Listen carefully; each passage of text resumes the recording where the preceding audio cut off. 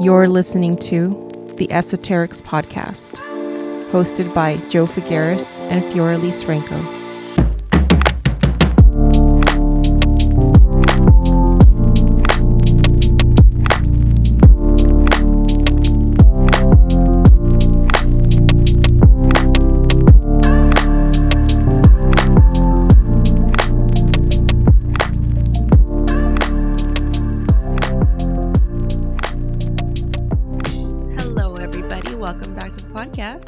Hello, lovely listeners. How are you today? And how are you, Fioraliz? I'm sick. You are. I am. She's sick, so we're going to be particularly nice to her today, okay? I didn't get man voice, so I'm mad. No, you wanted it. You want that deep, gravelly, sexy voice. I for like it. I like radio it. It's like the one thing you get to earn when you're sick. Which is true. Yeah. So before we catch up with each other, today we want to introduce this week's topic and guest and invite them to catch up with us, so you all aren't wondering who's in the background.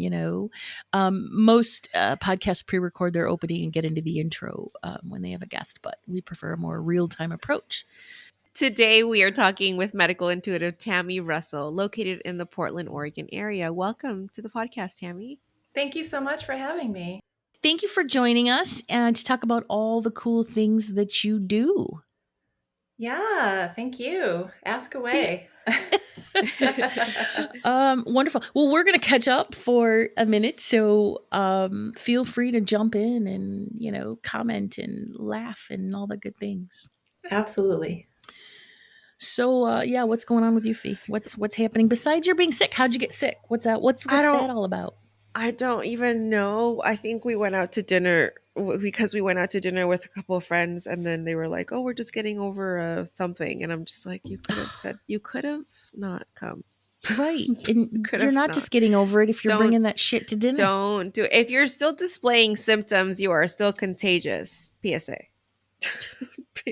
So, yeah, that's how I got sick. I think I'm pretty sure because I haven't done anything else that I would say. I haven't been around small children or schools and places that are highly infective.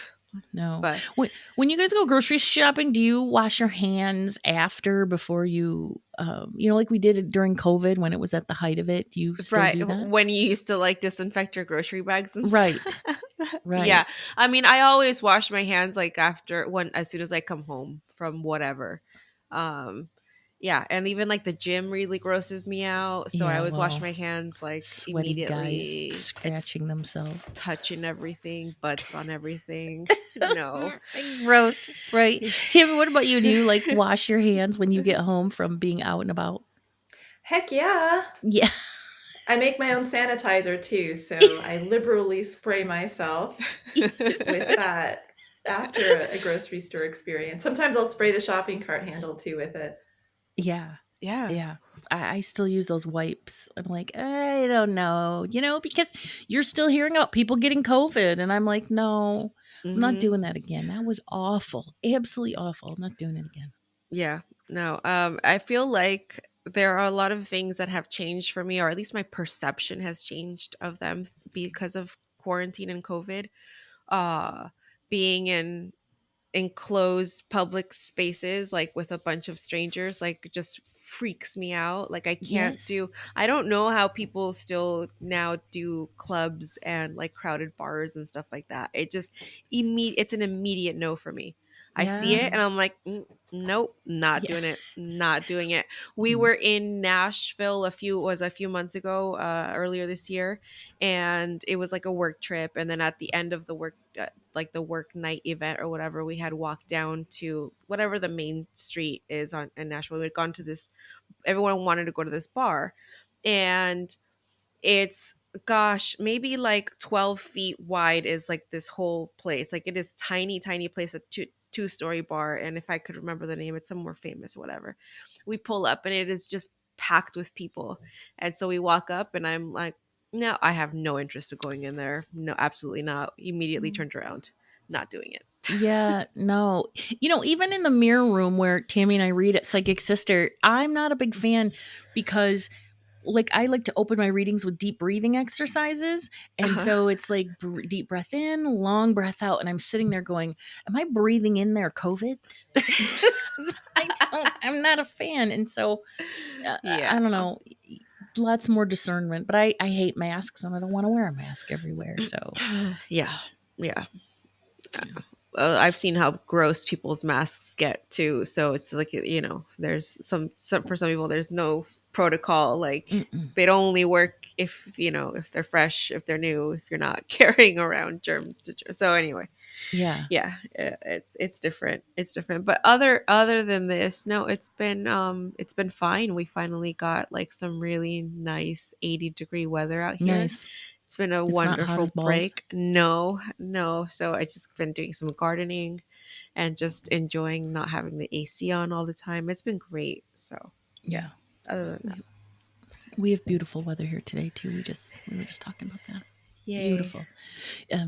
Everybody has this perception of the Pacific Northwest as this rainy place, but man, between like, I don't know, mid-June through like mid-October to the end of October, it's beautiful here. Yeah, Beautiful. and you guys, the So, seasons changed and all that too. So that's what I love about Portland or just Oregon in general. So that's how you and Tammy met then, is through Psychic Sister? yes and no. I saw her and I wanted to reach out to her, and unbeknownst to us, we had both been featured on one of our sort of, I guess you would call them, colleagues' website as a referral. So we were in the same sort of circle, but then she started reading there, and then and then one day my knee just stopped working. It just stopped. I was like, bitch. And I was like, Tammy. And I reached out and we traded, and and then became friends. And now we have a really cool collab coming up to be announced soon. And it would just sort of progress from there. Very cool. Yeah. All right.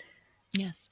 And so I have just a couple personal announcements, but one of the things that I do want to talk about when you start talking about you is that how I've told her this a couple times, and I know I've told you this too. So I've told both of you this a couple times. Literally, the best energy work I've ever had was from Tammy, and it was in person. So if you're in the Portland, Oregon area, you're definitely going to want to book a service, book a session. Thank you. Best energy work ever. I appreciate that. Thank you so much. Well, I appreciate you. Do you have any announcements, Fee?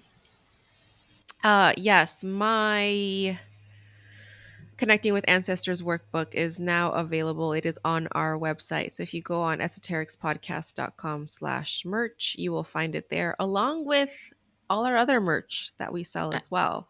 So Right? Merch. We have merch. Nobody ever buys merch. To be honest, I haven't even bought a piece of merch. So there are sweaters and for just in time for fall season, and shirts. But yes, my Connecting with Ancestors guide is available there. And if you do purchase that, you will have access to the free Zoom class that coordinates with the workbook on October the 3rd. nice. So you get a workbook, but you get a free class to go with it. Yep. In case you have questions after you open up your workbook and get started. Yep. Nice. I like that. Sounds amazing. So the first Astro Rhythm series, which is just a free energy update series, happened yesterday on the 15th, and that went really well. It included an energy update about the current energies through the end of the month.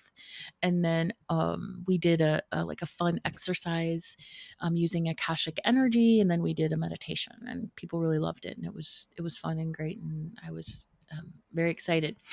So what I want to do is, if you want to sign up, you can RSVP at joefigueras.com, and you'll get the connection link, and then all you have to do is show up on a Zoom call. They're going to be about an hour and a half. We're not going to do a meditation or an exercise every time. That was just for the opening series.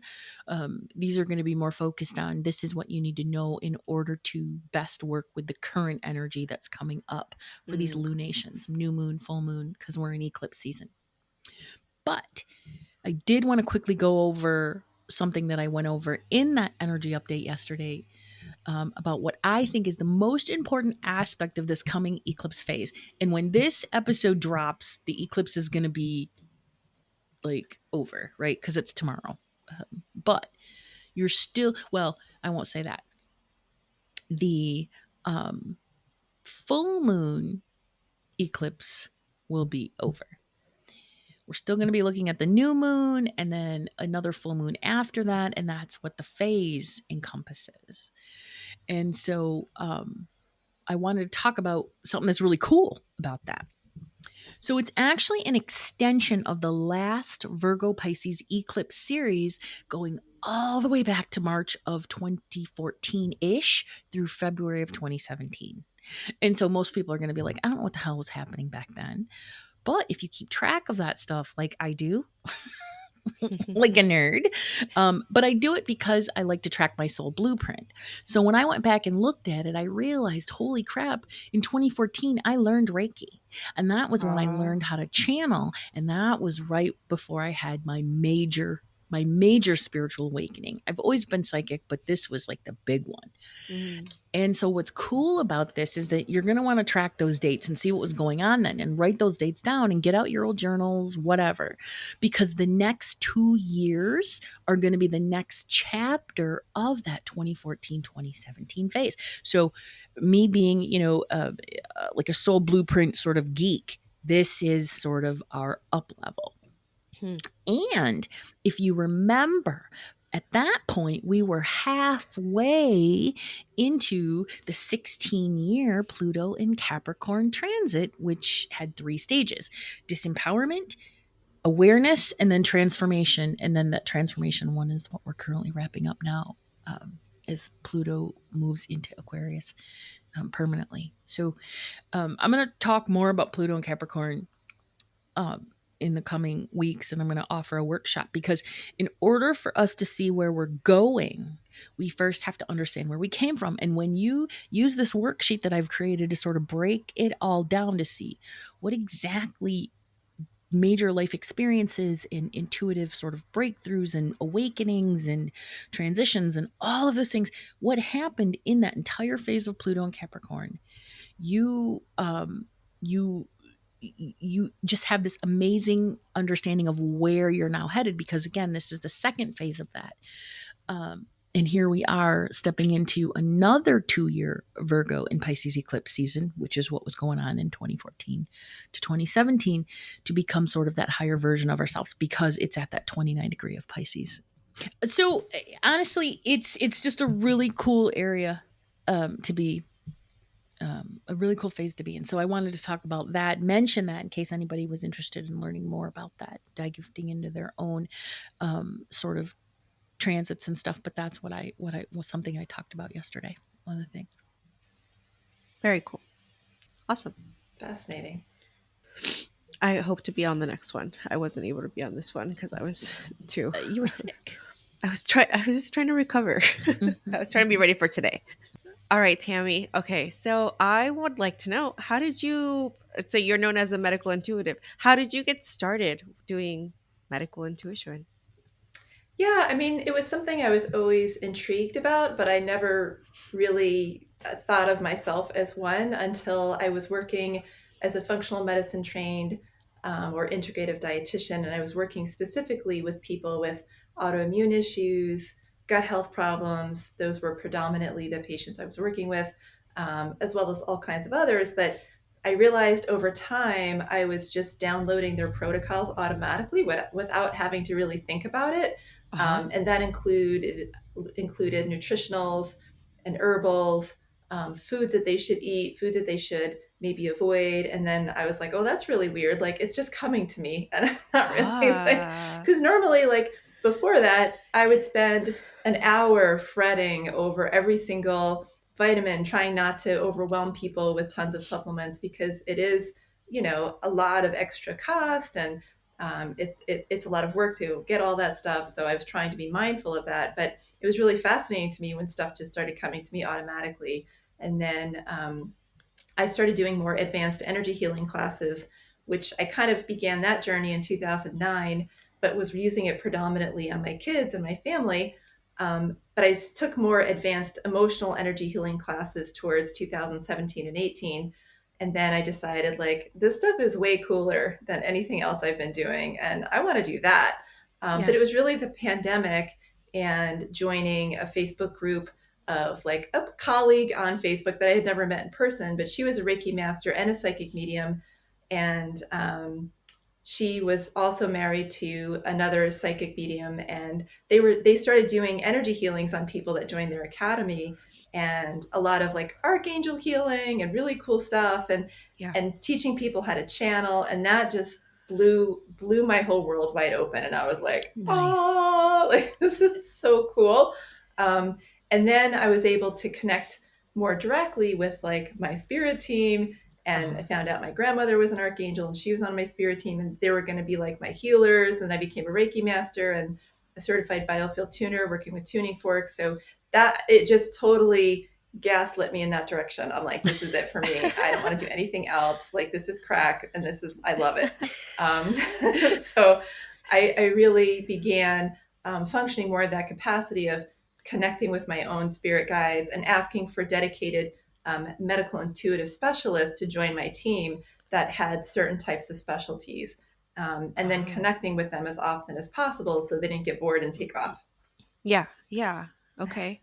So I've never had a reading from you. So could you just give me like maybe kind of a breakdown? Like, what could somebody expect to have a session with you? What does that look like? Yeah, well, I'm just going to tell you just off the top of my head, the moment you said you weren't feeling well, I started just, I can't help it. Like, this is just who I am. I'm here for it. I'm like, okay, what's wrong with her? So I just saw there's some HHV virus, which is just basically like a cold and/or, slightly worse than cold, maybe like a flu virus hanging out in your spleen. And it's kind of resonating with an emotional frequency. And it may not be like, if I tell you this emotional frequency, you might be like, hey, I don't feel like that at all. It could be kind of deep set in there. It could be something you felt like at the time that illness was triggered or too cold, but it kind of came across as my life is chaos or disorganized. As kind of a current relief, just hanging out there, holding that HHV virus in place in your spleen. So when I would do an energy healing session on a person, I would identify those patterns and those energies, and then I would remove them at the same time as a paired synergy or paired frequencies. And then I would go through your other organs and say, like, hey, you're sick, so is your thymus affected? Your thymus is your other gland that's really working hard in your immune system. I would see how your liver's doing, because your liver can get impacted if there's a virus kind of running the show. And then I'm going to look at, like I did with you, like, hey, is there anything that she should take that might be helpful for you? And right off the bat, zinc came up as helpful for you. You want to take that with food, of course. And of course, always talk to your general care practitioner about any new supplements that maybe you should or should not take. Zinc came up for you, vitamin A, a little bit of B12, a little bit more vitamin C. All those things came up as potentially helpful for you. Amazing. You can't make this up. You cannot make this up. The one time that she's sick, I know. One time, and who we have on. Yeah, because I can't remember the last time I was sick. First of all, like, I don't. Yeah. Yeah. That's and awesome. Without getting too much in the weeds, too, like, when I got sick, I'm pretty sure like how I got sick was at my oldest daughter's birthday dinner. And Joe knows a little bit about like the chaos that's been ensued with that whole situation lately. Like, there's been a lot going on with us as a family, and specifically around her, like going to college and just a lot of life changes. So a lot of disorganization for sure. 100%. So okay. Yeah. Yes. And when I said that's awesome, I just mean it's awesome that you never get sick. It's not awesome that you are sick. No, I can't remember the last time I was sick. I mean, and generally I'm not sick very long. I'm sick like usually it's like 3 days and then it's done. Good. Thankfully. Yeah. And I do offer like an emergency appointment for people that are getting sick with like a flu or COVID or a bad cold, or a UTI or ear infection. And I'm not saying I cure those things because I can't say that, but I do offer those emergency appointments for, not a whole session fee. And then it's easier for me to get in right when something's just starting.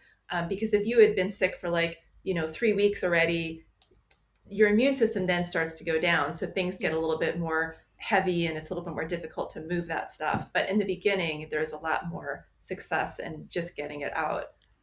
Makes sense. Do you do virtual appointments? Absolutely. All of last week, all of my appointments were virtual Zoom and they were incredible, phenomenal. Yes, I love that. I like virtual appointments better too. How does that work for you doing energy work? Yeah, well, I have my computer in the room with me, and I am in my healing space now while talking to you guys. So I have my table, and I have all my tuning forks here. I have my computer so that I send them a Zoom link, and they join by Zoom. And I spend first few minutes connecting with them, just getting to know them.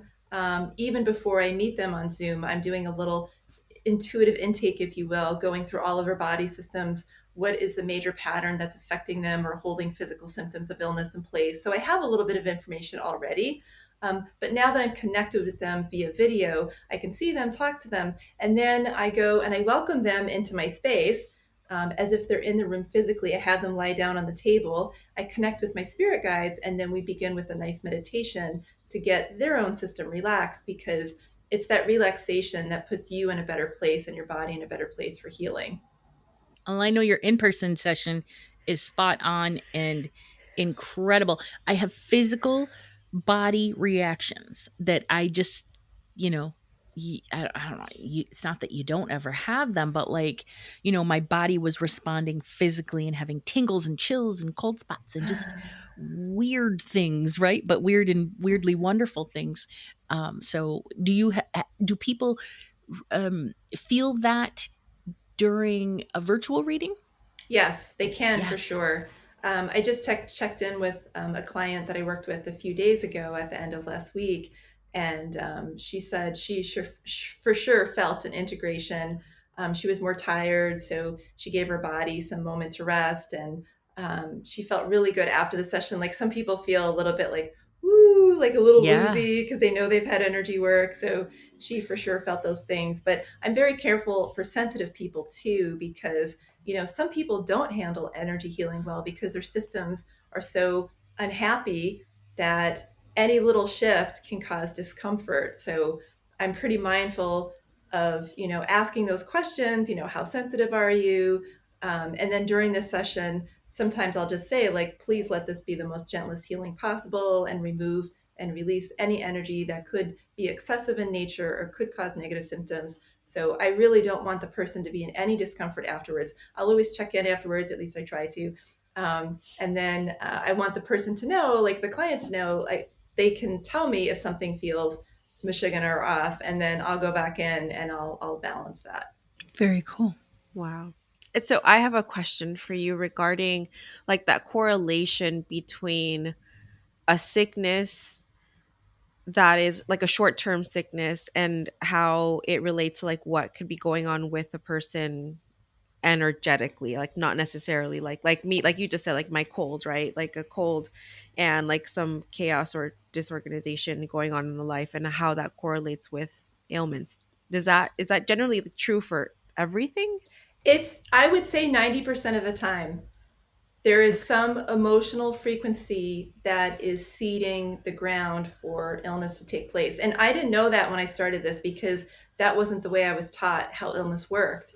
Yeah. So when I started with Reiki and energy healing and stuff, I was just like, okay, there's this thing, there's this toxicity, let's just remove it.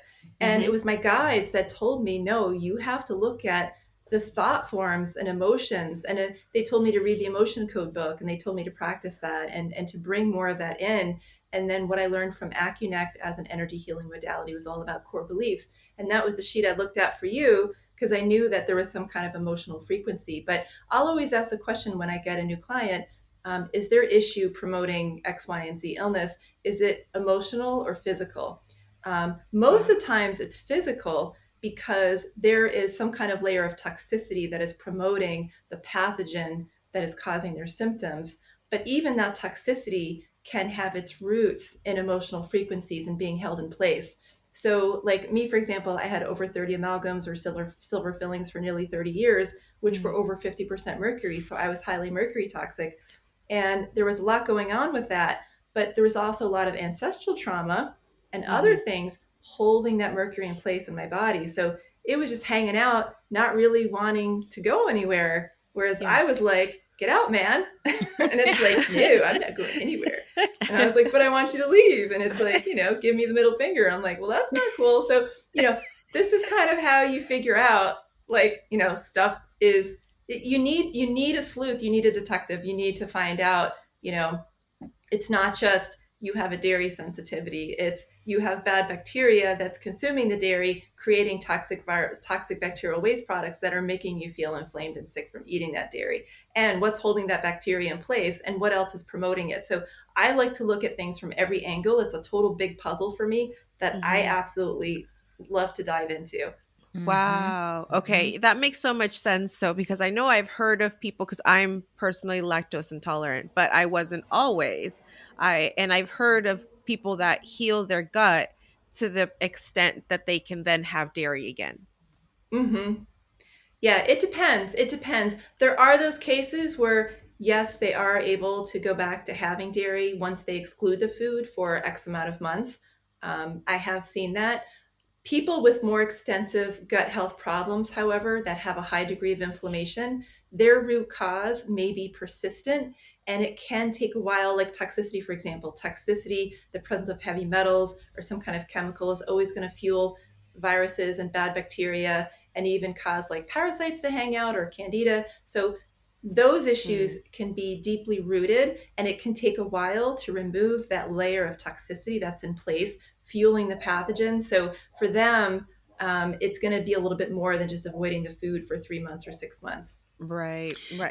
And that's when your protocol sort of involves both energy work, because you do actually help improve a lot of these conditions during an energy work phase, but then it could also take 2 or 3 or 4 phases or sessions, as well as supplements and dietary changes and stuff. It's a whole protocol. It's just fascinating. The one that she gave me included the elimination of eggs, which I am not happy about.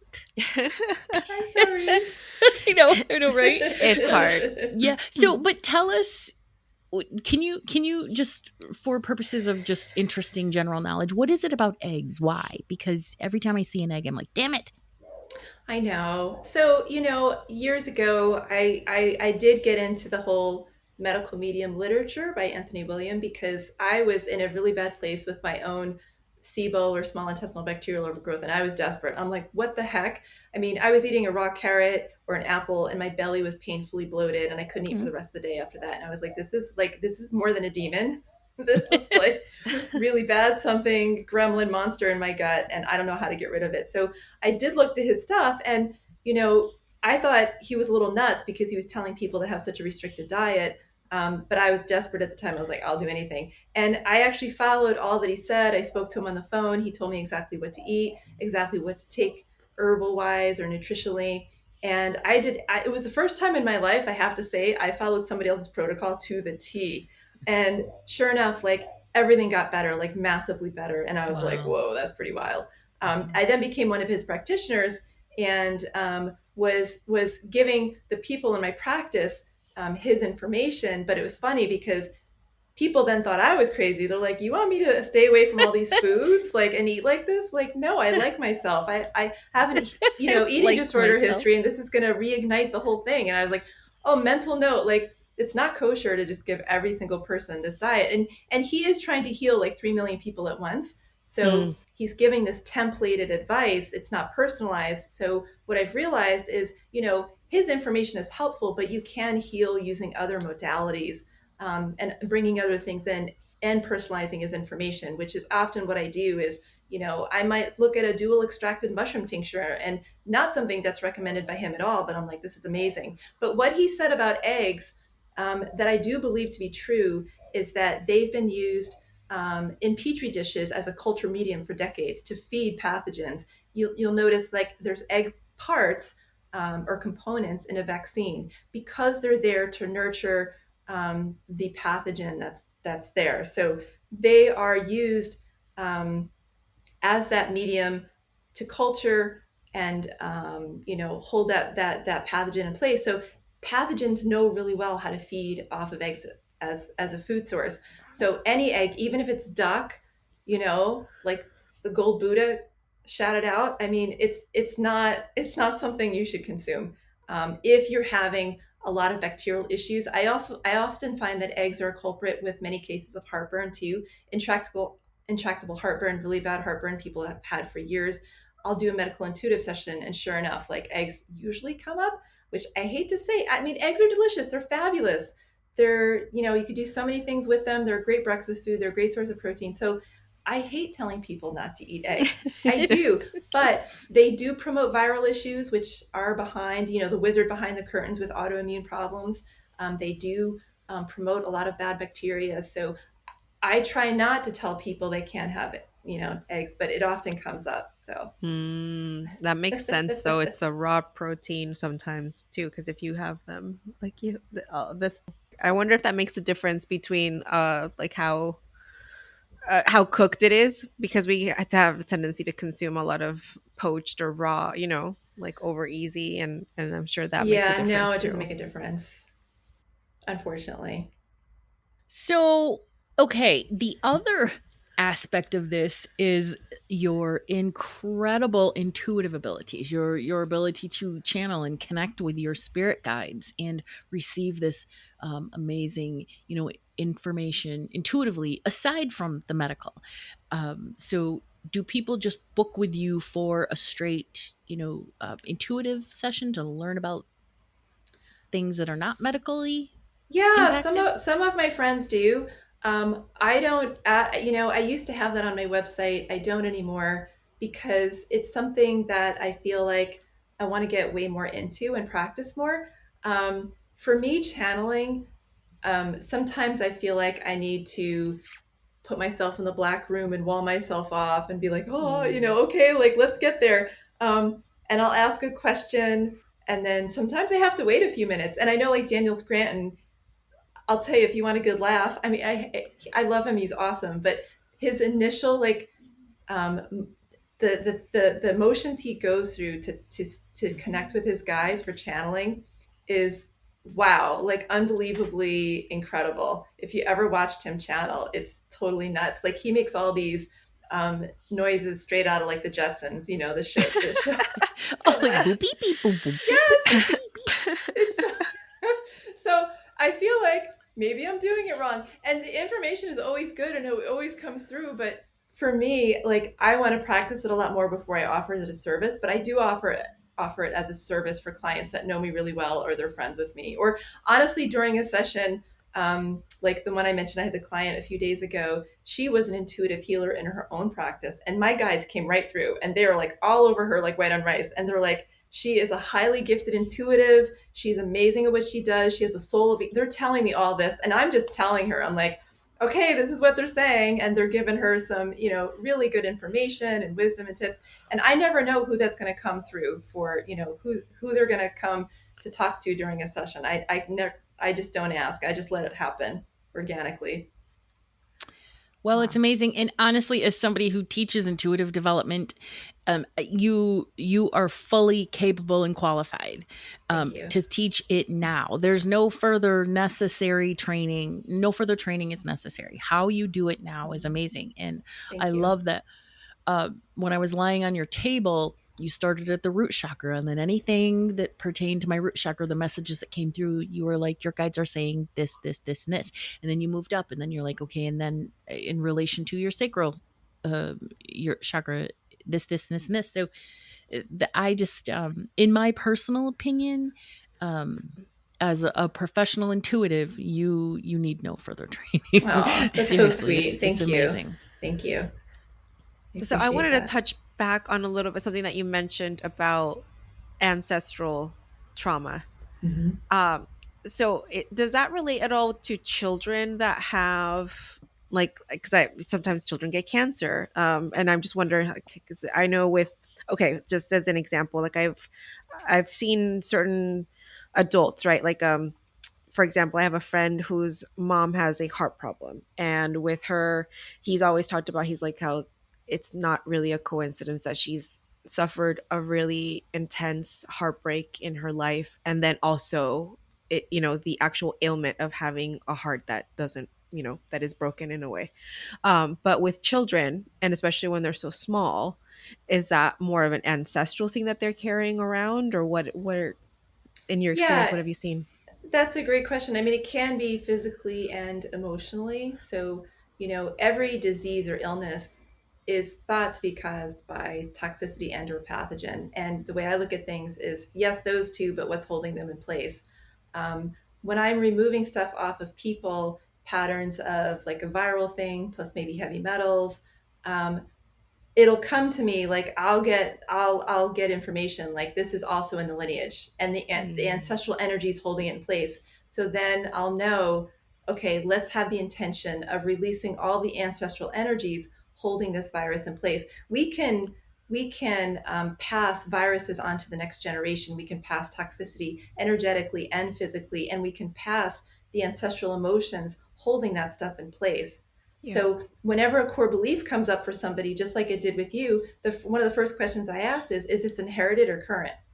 Mm, Because I want to have the intention of correctly identifying that during release and removal. So if it's a child, I would look at, a child with cancer.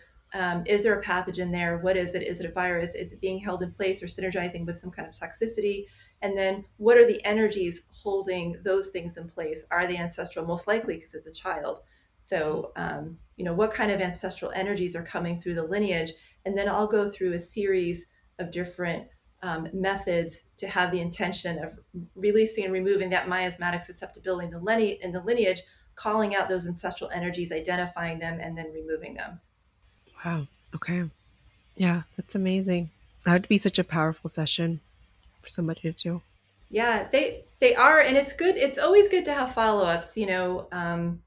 I wish I had a magic wand.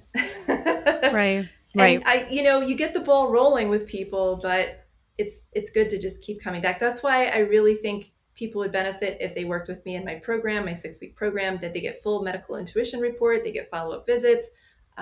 So they get everything they could possibly get, because once somebody starts working with me, I'm automatically invested them with them no matter what.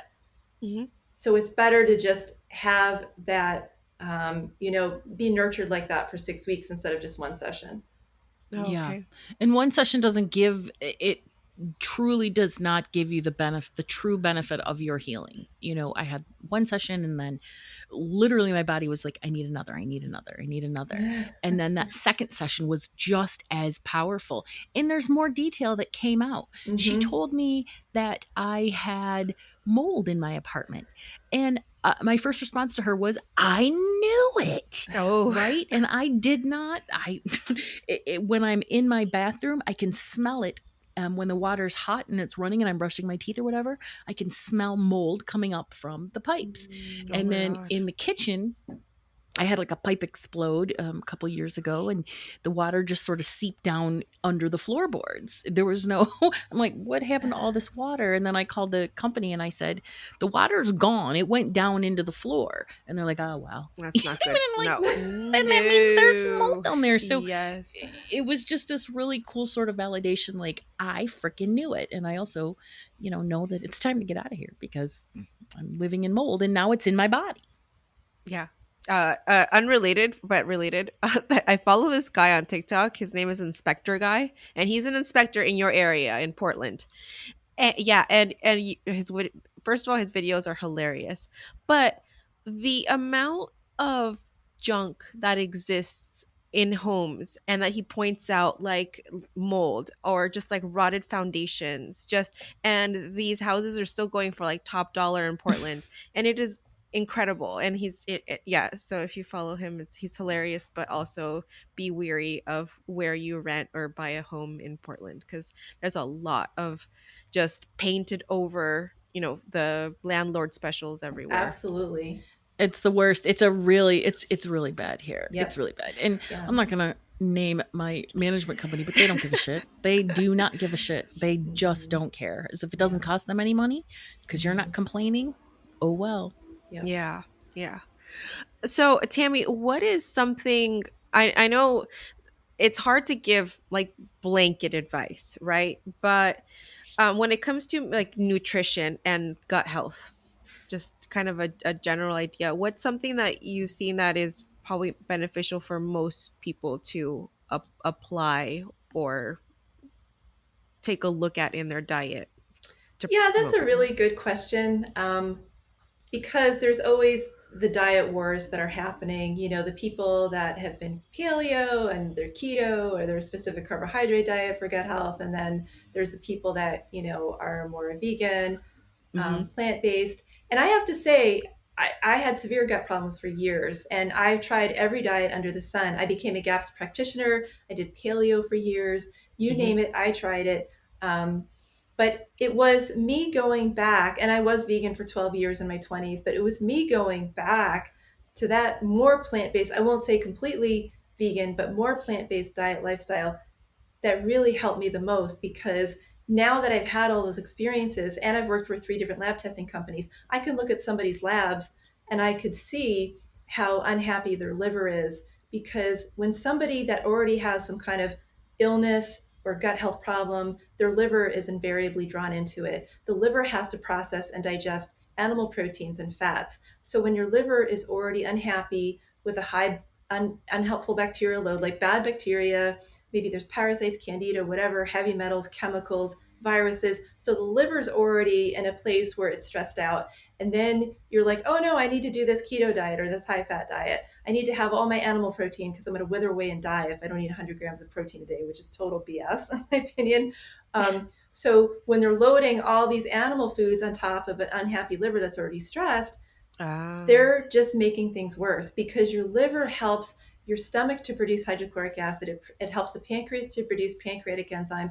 It helps the gallbladder to secrete bile. And when the liver's unhappy, all that digestion is going to go out the window. And then next thing you know, you eat a clove of garlic and you could literally clear a room because, Right. because Yeah. something's not right. And it's funky time now. So your enzymes are not going to work right. You're not breaking down foods correctly. You're total, stinky fart machine. You can't get through a meal because food's just sitting there. So a more low fat, a more plant-based diet is going to be easier on the liver and more helpful to the Mm. liver. And this resonates. So if you look at Blue Zones, Live to 100 on Netflix, um, and I'm saying you have to be a vegan zealot by any means. I'm just saying don't eat meat 4 times a day. If you're going to Sure. have it, have a little bit at night. 3 ounces is the size of a deck of cards or the palm of your hand. Have about that much at night for dinner.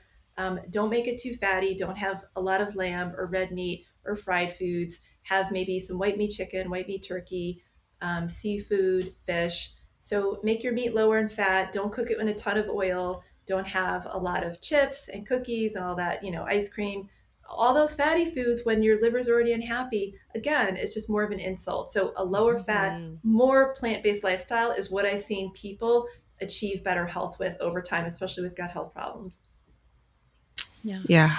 Are you finding that people are just more naturally drawn to that? Because I have found over the years, as my intuitive abilities have increased, that my dietary desires and the way that they interact with my body has changed as well. I don't like processed foods and all of those things, and I do prefer. I have to have protein, but I prefer really a more, I won't say plant based, but lots and lots and lots of vegetables and just a little bit of protein. When I have that beautiful, the right balance, my body is so happy. It Absolutely. processes and digests beautifully. Yeah. Yeah. So your body's telling you what it needs. When I was doing paleo for a number of years, every day, especially towards the end, I would get visions of big, beautiful vegetable stir fries, big salads. I mean, my body was begging me to eat those foods. And I was like, no, I must have a piece of turkey for a snack. And, I must have 2 eggs every single morning, And my body was like, no. And, I was suffering from it. I had debilitating brain fog. I was so dizzy. I was writing as if I had dyslexia, and my cholesterol was through the roof. And I started getting blood sugar issues, major blood sugar issues. And I'm like, you know what? My liver's hating me for this. This is not the thing to be doing right now. So it took a while. It took me 6 months to get off of my high meat diet and just go back to a normal, healthy, more even Mediterranean style diet, bringing in all those vegetables, bringing in all those fruits, lowering the fat, because if you have a high fat diet and then you pour a bunch of fruit on top of that, that's not going to go over well. Yeah. What fats do you recommend the most in cooking? Well, you don't want to cook olive oil, especially above like 325 or 350. Right. So I think avocado oil is fine for cooking, or if you're going to stir fry, maybe peanut oil. Coconut oil in small amounts, unless you have any heart issues, that can raise the saturated fat content of coconut oil, can raise your cholesterol, and it can raise bad cholesterol. People are always like, you focus too much on total cholesterol. Well, you have to look at the small little types of cholesterol, like LDLP, SDLDL, those types of things. So small amounts of coconut oil maybe, but I generally use avocado oil. And now I do more of a low-fat lifestyle. So I will cook, even if a recipe is like, you must cook your onions and garlic in 2 tablespoons of oil. I'm like, no. Like, I will cook in water, because I'll get fats from avocado or a few nuts later on in the day, or maybe a little piece of meat at night. Like, I don't need to add extra fat into my diet, especially if you're a person over the age of 45 or 50, your liver's already slowing down. By the time you reach 50, your liver is going to have half the volume flowing through it as it did when you were 10 years younger. So you want to pay homage and be a good steward to your liver. Nice. Good information. Yeah. Very good information. I did switch to avocado oil based on your suggestion. And it's not that much more than olive oil. Yeah, I use avocado oil or grapeseed, because grapeseed also has a high burn point. And it's a little bit cheaper than avocado when I can't find it, because sometimes Costco doesn't have avocado oil. But I use ghee here and there. I don't like it as much because it does have a certain taste. No, one thing I've noticed with people is that, like, with intuitives, I feel like the awareness, when you become self-aware or you just increase your self-awareness, it also brings that awareness into your body.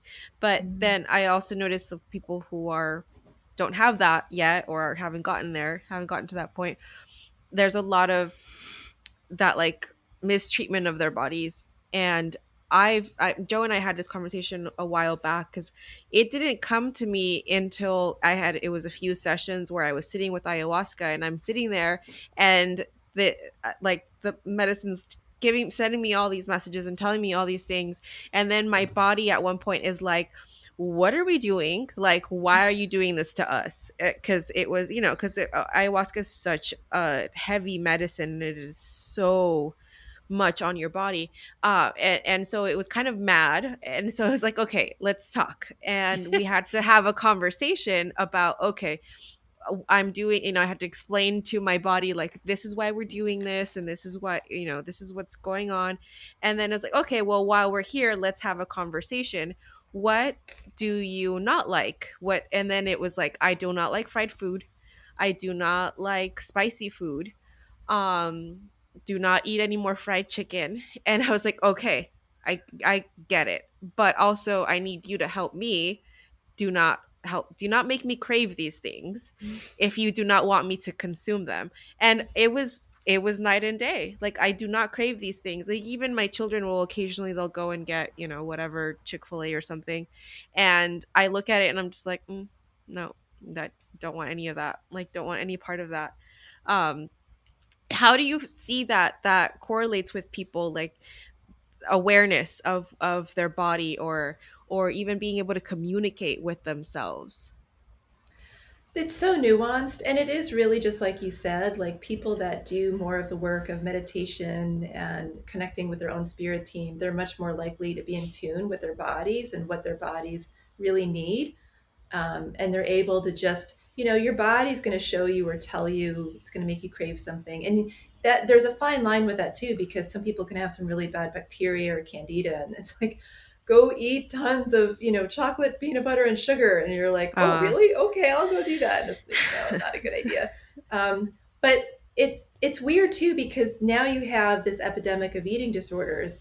So you have a lot of people that are recovering, or they're still in the throes of having an eating disorder, and they're learning about intuitive eating, which means, hey, you kind of want this thing, but you don't want to eat too much of it, because then you're going to feel bad about yourself. So you're just going to have a little bit of it. So I think that the more intuitive people are, even if they just meditate, or they're just sitting in silence, or even if they're journaling, even if they're self-aware enough to keep a journal and write down stuff, they're going to be the ones that are paying homage to their divine spirit, and they're nurturing themselves through those activities, and they're going to get that information.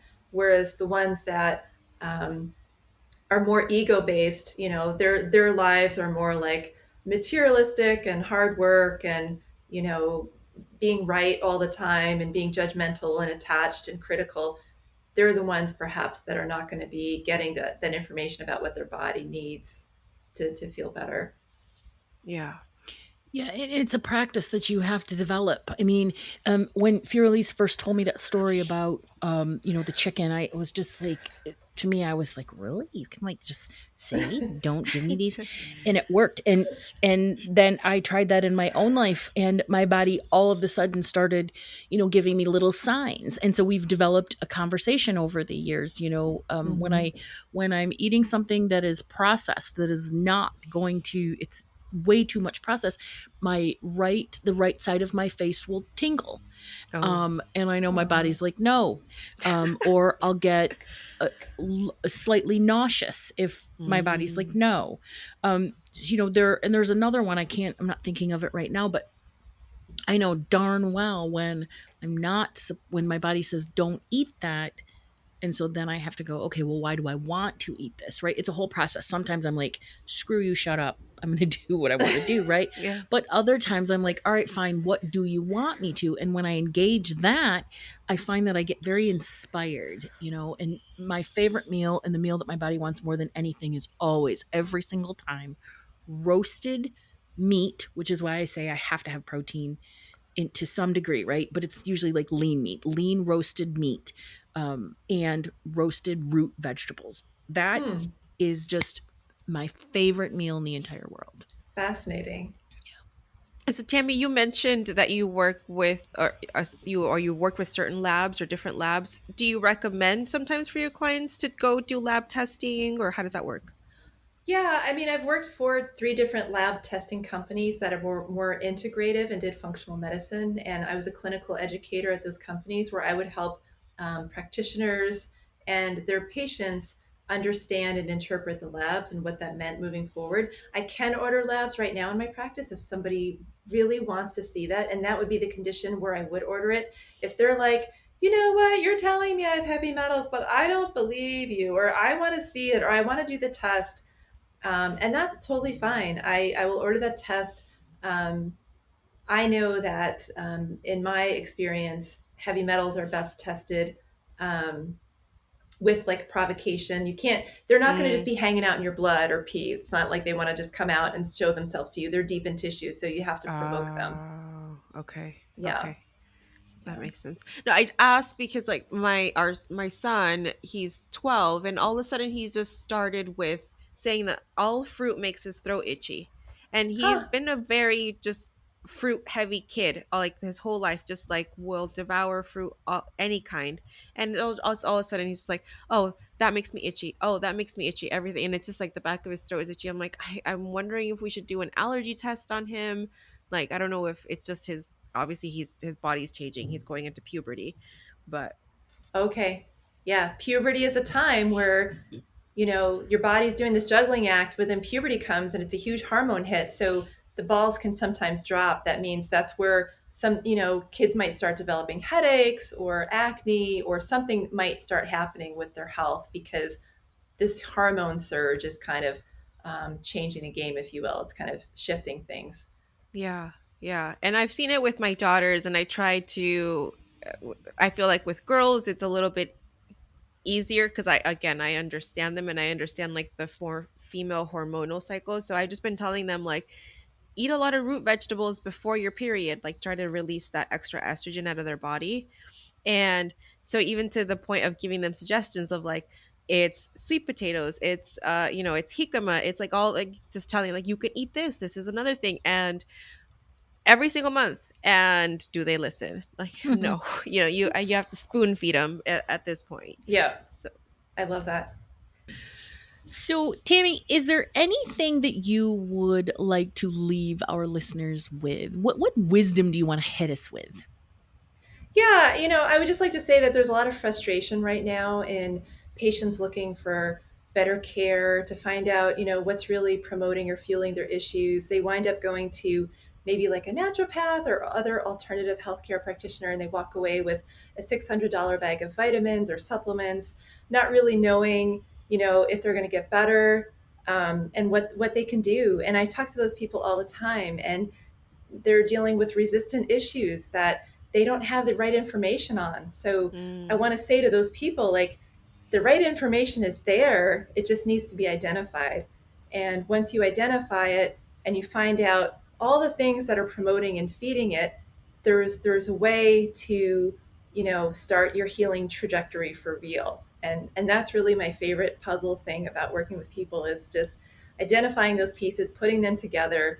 And once people know what's really causing their issues, it's so much nicer for them because it takes away all the mystery.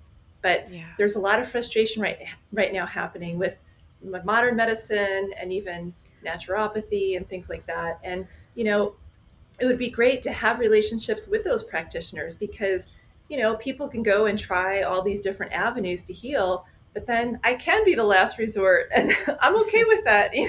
Like, I'd like to be the first resort, but hey, I'd like to just collaborate with more of these practitioners instead of having them feel competitive with me. I'm not here to compete. We're all here with the same goal, to help people feel better. I absolutely love that. And that's the trajectory of modern healthcare, modern wellness. I wouldn't be surprised if there were some wellness studios opening up featuring that. No, yeah, it's definitely approaching health, that more holistic approach, right? That's that understanding that there's more than one way to approach a problem, or that there's more than one thing you can do to help yourself. Like I was posting yesterday, like even just me, I feel like when I start to get sick, it's like me versus the sickness, and then we're just like in a fight. Like I'm gonna do what I need to do to like get you to go away. Mhm. But so I'll do all my like herbalism stuff, right? Like I'll do chamomile tea loaded up with honey, and like I have a special like mushroom infused honey, and then my lemons and all that other stuff. But I'm not also going to say no to Theraflu. Like I'm going to do everything I can. So yeah, definitely a holistic approach. Tammy, how can people connect with you? How can they find you? Yeah, they can go right to my website, modernintuitivehealing.com. Can also find me on Instagram, Modern Intuitive Healing, and then my Facebook page, also Modern Intuitive Healing, and they just fill out the contact form. I can also be emailed directly, Tammy at modernintuitivehealing.com. They can text me 503-313-6778. And I can't talk about any health issues via text, but just get in touch with me. That's cool. Yay. And they can sign up for you. They can work with you in person at Psychic Sister too, if they want to just get a taste. Come in for a reading, and that's always fun. That's super cool. I bring my tuning fork, so we have a good time there. Awesome. And we'll link all of this in the show notes today. Thank you so much. It was great talking to you guys today. Yeah, thank you. Thank you so much.